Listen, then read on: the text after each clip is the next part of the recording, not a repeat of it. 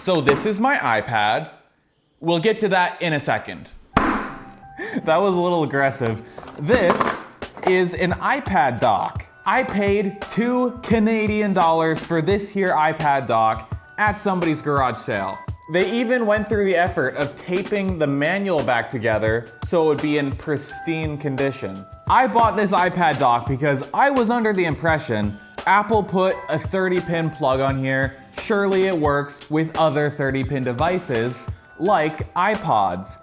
No, it is completely exclusive to one model of iPad. No other devices can use the Apple iPad dock.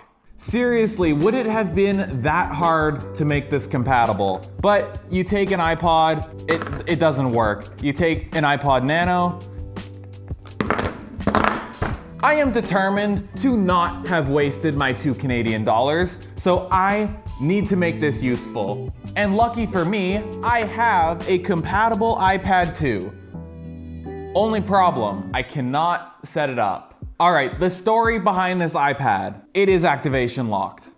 This is one of those things where I do know who this person is a little bit. I could contact them, but I don't really want to bother them with this because even if I get this unlocked through the iCloud account, it's still going to be an iPad 2, which is very old and not very useful. Also, I'm pretty sure if I did contact this person, they have no idea what their iCloud is, what their email is, or what their password is, and everything is probably hopeless. So, let's break into it. This is my iMac. From what I can tell, if you want to do this, you need an Apple computer. This is what I'm working with. I don't know if you'll be able to see this, but the screen is not attached properly. I can stick my whole finger in this gap. Other cool thing with this computer is you'll notice the angle. Why don't we just adjust that? It doesn't work. All right, let's plug this thing in. Well, so much for my Apple computer. This has Windows on it.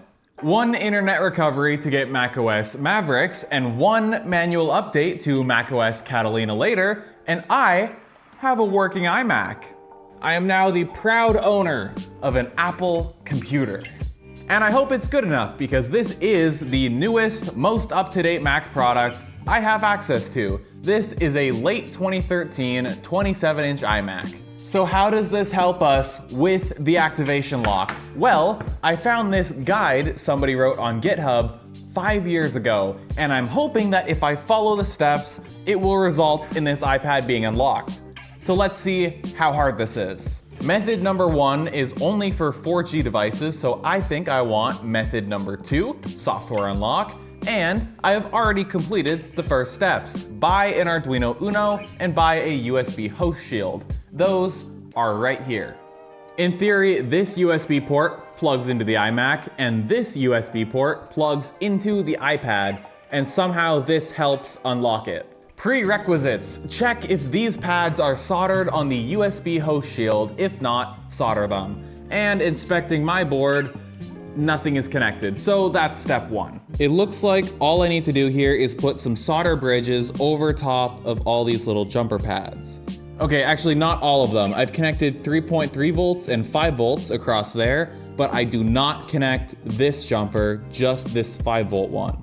I am not exaggerating when I say I spent the next multiple hours trying to get this Arduino board to do something useful. Turns out that buying this was my first mistake. This is not a real Arduino Uno board. This is a third-party clone. And it turns out the real Arduino Uno boards use a different chip for USB communication, whereas this one uses a generic serial converter chip. And these ones do not work for this. So if you want to use the Arduino and host shield, you need a real one. But as it turns out, I found out there is an alternative that works even better. You don't need 2 parts.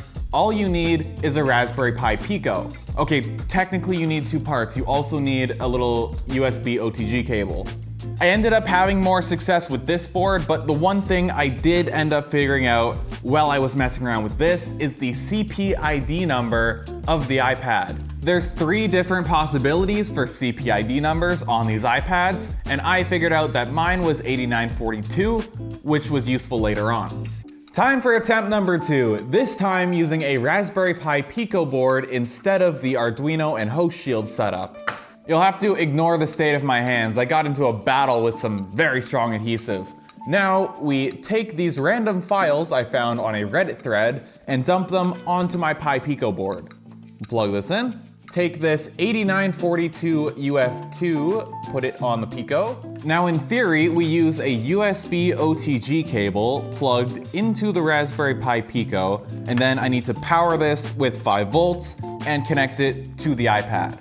Plug the iPad into the Pico, then 5-volt power onto the Pico.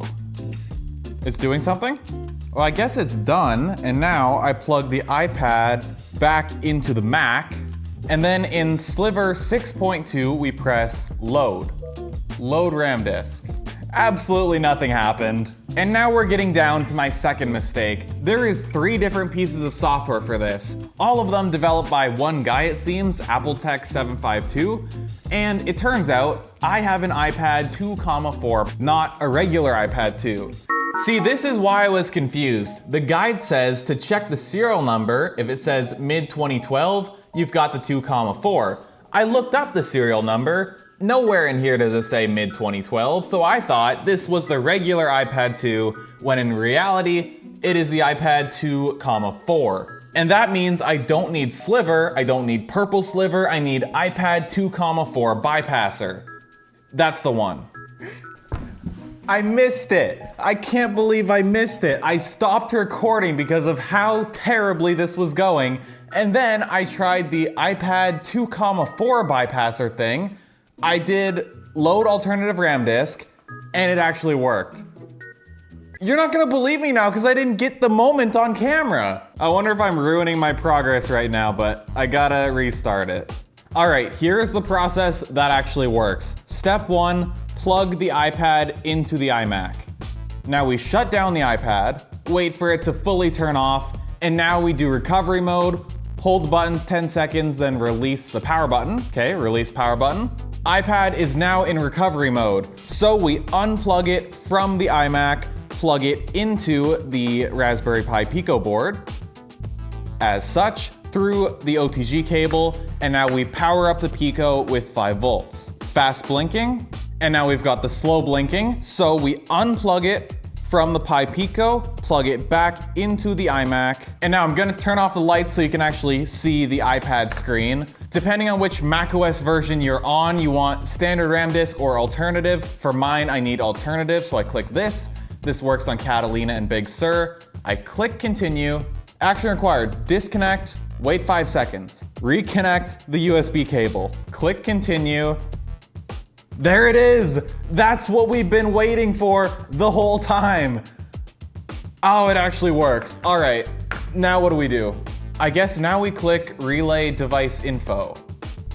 Opens access to the root file system, yes. I don't know why the lights are still off. Now in theory, we click Delete Setup.app and something should happen. iCloud bypass done, your device should be rebooting. There's the Apple logo. It actually worked. I forgot, I actually did get this set up at some point. That's why there's stuff on it.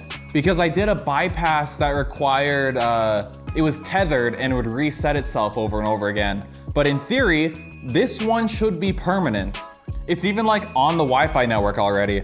All right, what can we do with this now? More importantly, does it work with the iPad dock? Okay, this cable goes to some speakers.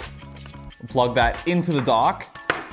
I assume this thing's also gonna want power, so I will plug in a charging cable. Now we put the iPad in the docking station. You know what, the volume buttons don't do anything right now. This is running really bad.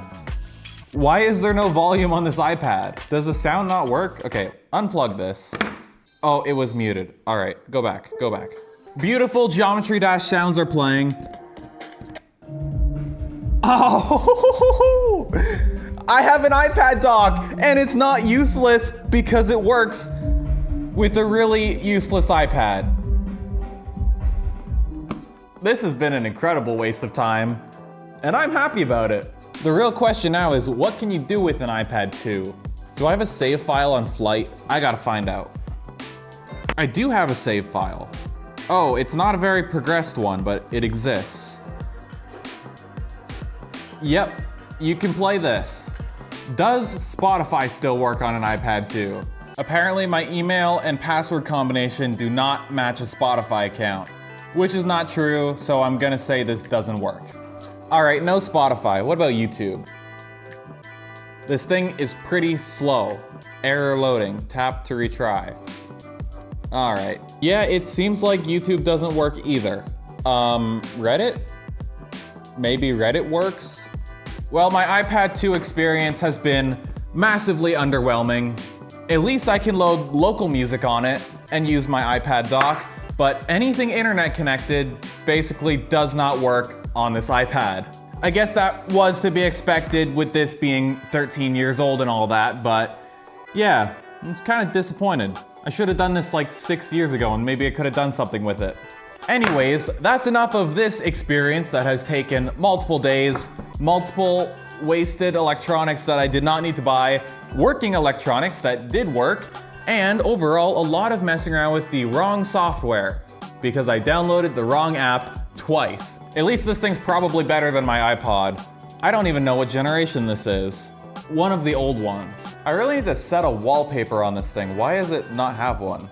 Oh yeah, that's looking good. It didn't work. It's still black. Oh, it's only for the lock screen. Is that seriously how iPods used to work? The wallpaper here is just black and you choose this picture?